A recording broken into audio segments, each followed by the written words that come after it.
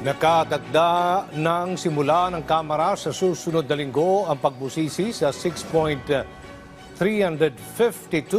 trilyong pisong panukalang pambansang pondo para sa susunod na taon.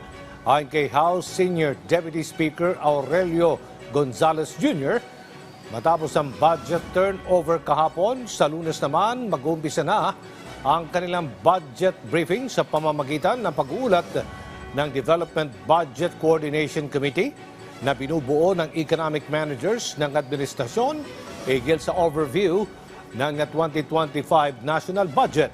Kabilang sa kanilang tatalakayin ang revenue collection ng pamahalaan at kung saan-saan manggagaling ang pondo na gagamitin naman para sa 2025.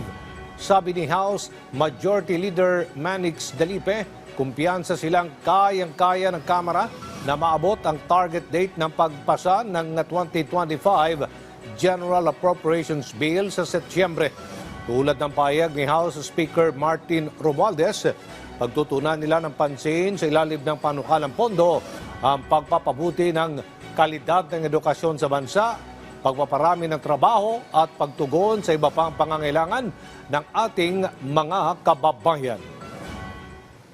Hopefully, we can do the third or last week of September deadline. But I'm confident with the efficient work being done by the different vice chairmen of the Committee on Appropriation, plus the active participation of the minority in the budget deliberations, we'll be able to come up with the House General Appropriations Bill by end of September. Matatapos po natin yan kasi kahapon, nagbigay na po ng kopya and all congresspersons are now very busy.